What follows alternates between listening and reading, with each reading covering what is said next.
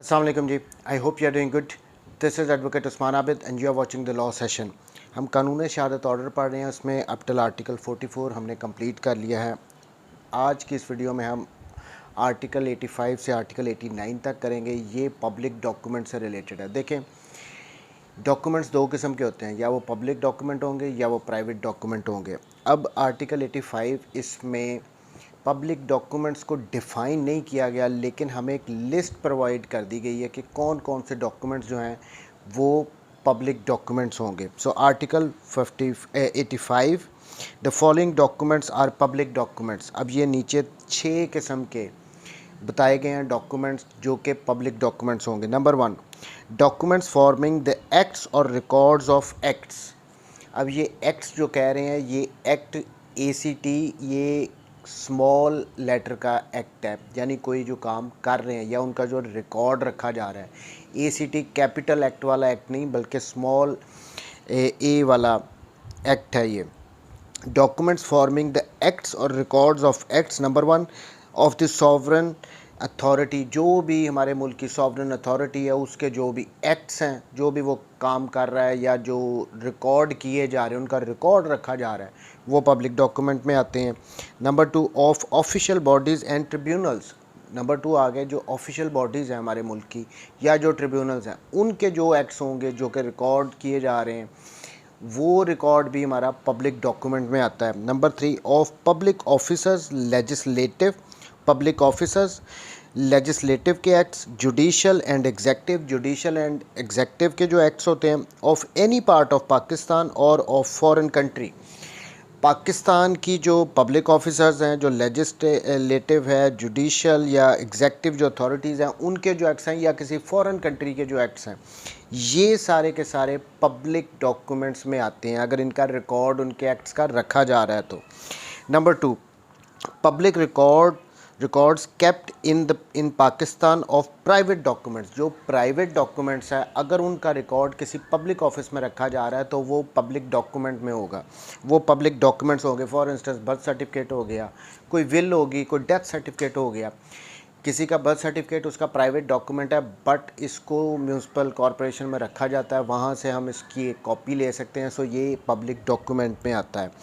Number 3, documents forming part of records of judicial proceedings. जो judicial proceedings होती हैं, उनका जो रिकॉर्ड है वो भी पब्लिक डॉक्यूमेंट्स में आता है, हम उनकी कॉपीज़ ले सकते हैं। Number 4, documents required to be maintained by public servant under any law. अगर किसी लॉ के अंडर, किसी स्पेशल लॉ के अंडर किसी पब्लिक सर्वेंट को कहा गया है कि आपने कोई मेंटेन करना है, किसी डॉक्यूमेंट्स को आपने मेंटेन करना है, तो वो जो डॉक्यूमेंट्स होंगे जो पब्लिक सर्वेंट ने अंडर दैट लॉ मेंटेन किए हैं, वो भी पब्लिक डॉक्यूमेंट्स में आते हैं। Number 5, registered document to the execution whereof is not disputed. ऐसे डॉक्यूमेंट्स जो कि रजिस्टर्ड हैं, मसलन विल रजिस्टर्ड है, किसी का कोई कॉन्ट्रैक्ट है वो रजिस्टर्ड है, कोई गिफ्ट डीड, कोई सेल डीड, जितने भी डॉक्यूमेंट्स रजिस्टर्ड हैं वो सारे डॉक्यूमेंट्स पब्लिक डॉक्यूमेंट्स हैं। Number 6, certificates deposited in a repository pursuant to the provisions of electronic transaction ordinance 2002। जो इलेक्ट्रॉनिक ट्रांजैक्शन ऑर्डिनेंस के थ्रू जो इलेक्ट्रॉनिक डॉक्यूमेंट्स होते हैं, उनका जो रिकॉर्ड अगर रखा जा रहा है तो वो भी पब्लिक डॉक्यूमेंट्स में आएंगे। सो आर्टिकल 85 में क्लियर कट हमें लिस्ट बता दी गई है कि ये डॉक्यूमेंट्स पब्लिक डॉक्यूमेंट्स हैं। आर्टिकल 86, अब इसमें हमें बताया गया है कि प्राइवेट डॉक्यूमेंट्स कौन से डॉक्यूमेंट्स होंगे। All other documents are private. Clear cut article 86 में कह दिया कि जो भी डॉक्यूमेंट्स पब्लिक डॉक्यूमेंट्स के जो आर्टिकल 85 में नहीं आ रहे, वो सारे के सारे प्राइवेट डॉक्यूमेंट होंगे। अब ये article 87, certified copies of public documents के जो पब्लिक डॉक्यूमेंट्स हैं उनकी हमने जो कॉपीज़ लेनी है, ये उससे रिलेटेड है। Every public officer having the custody of a public document. अब ये जो वर्ड यूज़ किया है कस्टडी, इससे रिलेटेड एक्सप्लेनेशन में इसको इसी आर्टिकल से रिलेटेड है, उसमें बताया गया कि ये कस्टडी क्या कंसिडर की जाएगी। बट एनी हो, every public officer having the custody of a public document. जो कोई भी पब्लिक ऑफिसर है उसकी कस्टडी में है जो डॉक्यूमेंट जो कि पब्लिक डॉक्यूमेंट है, which any person has a right to inspect, यानी जो पब्लिक डॉक्यूमेंट है उसको कोई भी प्राइवेट पर्सन जाके इंस्पेक्ट कर सकता है। Shall give that person on demand copy of it on payment of the legal fees therefor. तो जो पब्लिक डॉक्यूमेंट लेना होता है ना, हमने उसकी अगर हमें कॉपी रिक्वायर्ड है तो हम एक लीगल फ़ीस होती है जो कि हमें उसकी पे करनी पड़ती है, फिर वो डॉक्यूमेंट हमें दिया जाता है पब्लिक डॉक्यूमेंट। सो यहाँ तक कह दिया गया आर्टिकल 87 में कि जिस पर्सन की कस्टडी में वो, जिसके ऑफिस में वो डॉक्यूमेंट है, अगर कोई पर्सन उसको इंस्पेक्ट करना चाहता है, उसका राइट है। तो और अगर उसकी वो कॉपी हासिल करना चाहता है तो वो जो रिक्वायर्ड फ़ीस है वो पे करके उसकी कॉपी ले सकता है, together with the certificate written at the foot of such copy that it is true copy of such document और part thereof as the case may be, and such certificate shall be dated and subscribed by such officer with his name and his official title। देखें, जो हम किसी भी public document की जो copy लेते हैं, सर्टिफाइड कॉपी लेते हैं, जिस पर्सन की कस्टडी में वह जो उसकी कॉपी हमें इशू कर रहा है, उसने उसके एंड पे एक नोट देना होता है कि ये इस ओरिजिनल डॉक्यूमेंट की सर्टिफाइड कॉपी है, ट्रू कॉपी है इसकी।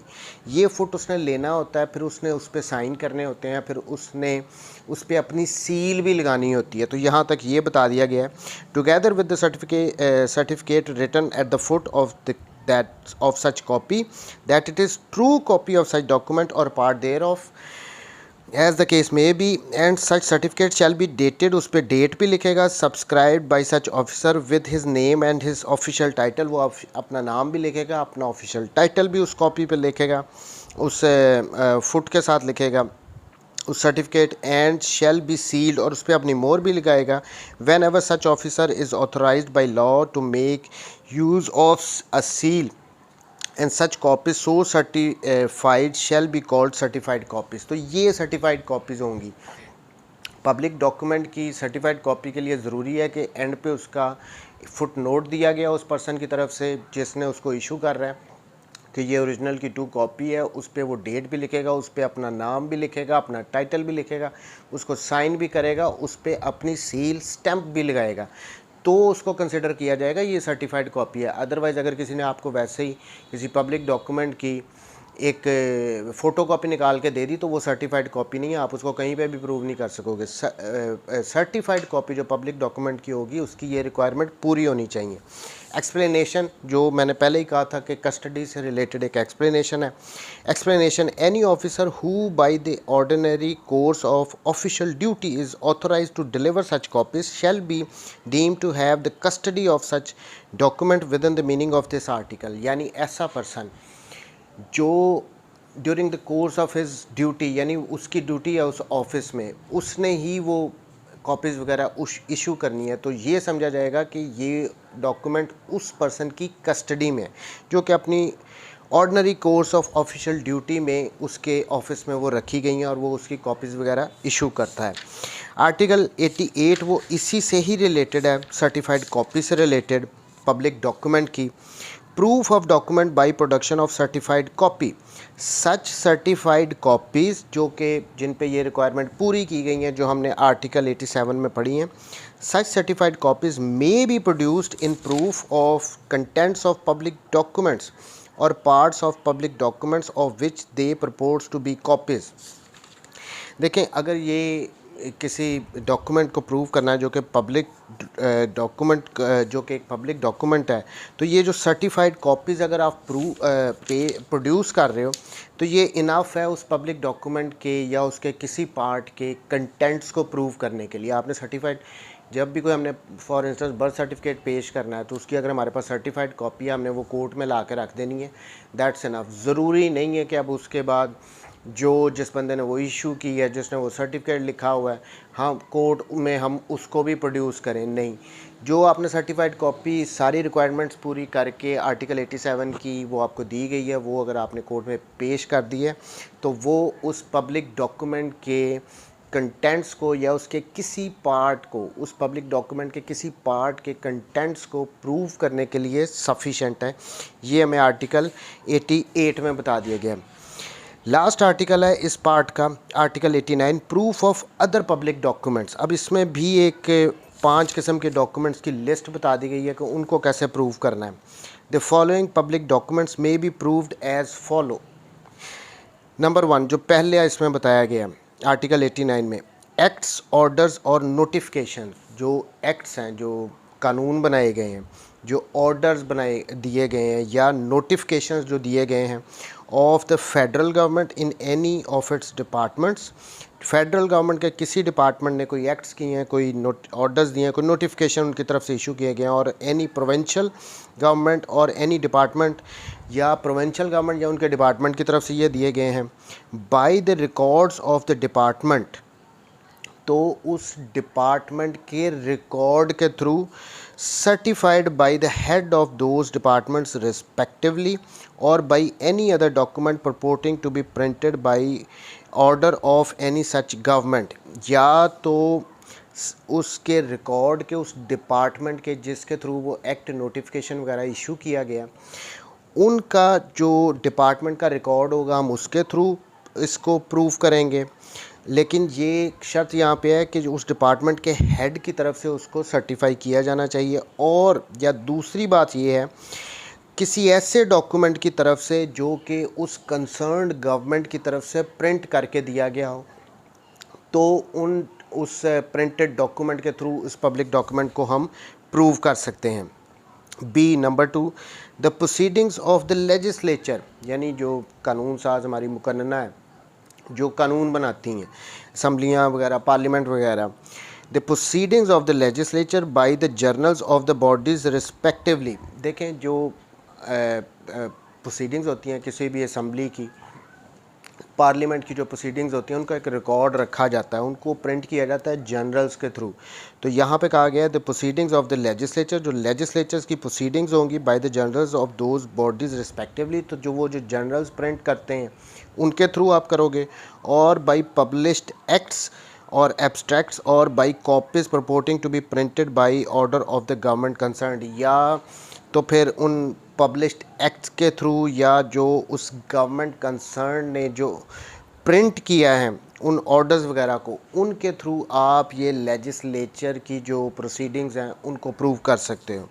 Number 3 c, the acts of executive के जो एक्ट्स होते हैं और the proceedings of the legislature of a foreign country, या किसी फॉरेन कंट्री की जो लेजिस्लेचर की प्रोसीडिंग्स होती हैं by journals published by their authority, तो उस फॉरेन कंट्री की जो अथॉरिटी है, कंसर्न्ड अथॉरिटी है, उन्होंने जो जर्नल्स वगैरह इशू किए हुए हैं, पब्लिश किए हैं, उनके थ्रू, और commonly received in that country by सच, और जो कि कॉमनली रिसीव भी किए जा सकते हैं, लोग उनको बाई कर सकते हैं या वो पब्लिश कर सकते हैं, लोग उनको ले सकते हैं उन जर्नल्स के थ्रू, और by a copy certified under the seal of a country और सॉवरन, और by a recognition thereof in some federal act, या फिर सर्टिफाइड कॉपी। देखिए जो फॉरेन कंट्री के एग्जेक्टिव के एक्ट्स हैं या जो लेजिस्लेचर हैं उनकी प्रोसीडिंग्स को प्रूव करने के लिए जो फॉरेन जर्नल्स होंगे जो कि पब्लिश किए जाएंगे उनके थ्रू, या फिर जो उनके सॉवरन अथॉरिटी होगी उस कंट्री की, उन्होंने जो उसकी सर्टिफाइड कॉपीज़ वगैरह इशू की हैं उनके थ्रू उनको प्रूव किया जा सकता है। D, the proceedings of a municipal body in Pakistan, जो म्यूनसिपल बॉडी है पाकिस्तान में, उसकी by a copy of such proceedings certified by the legal keeper thereof, उनकी जो म्यूनसिपल बॉडी की जो प्रोसीडिंग्स हैं उनको कैसे प्रूव करना, उसके लिए जो रिकॉर्ड कीपर है, जो लीगल कीपर है उनका, उसकी सर्टिफाइड कॉपी के थ्रू, और by a printed book purporting to be published by the authority of such body, या उन्होंने अगर कोई वो म्यूनसिपल बॉडी जो अपनी प्रोसीडिंग्स अगर कोई बुक वगैरह पब्लिश करती है तो उसके थ्रू भी हम उसको प्रूव कर सकते हैं। अब लास्ट वन इसमें E, public documents of any other class in a foreign country, या किसी फॉरेन कंट्री की किसी और क्लास का कोई पब्लिक डॉक्यूमेंट है उसको कैसे प्रूव करना है, बाय द ओरिजिनल। पहली बात तो यह है कि आप ओरिजिनल ला के प्रोड्यूस कर दो। नंबर 2, और by a copy certified by the legal keeper thereof with a certificate under the seal of a notary public, या अगर देखें जो फ़ॉरेन डॉक्यूमेंट है, जो फ़ॉरेन पब्लिक डॉक्यूमेंट है, उसको आपने कैसे प्रूव करना है पाकिस्तान में। पहली बात तो ये आ गई कि आप ओरिजिनल दे दो, या फिर जो ओरिजिनल की सर्टिफाइड कॉपी जो कि टेस्ट होनी चाहिए नोटरी पब्लिक से, उस फॉरेन कंट्री के नोटरी पब्लिक से, वो आप प्रोड्यूस कर दो।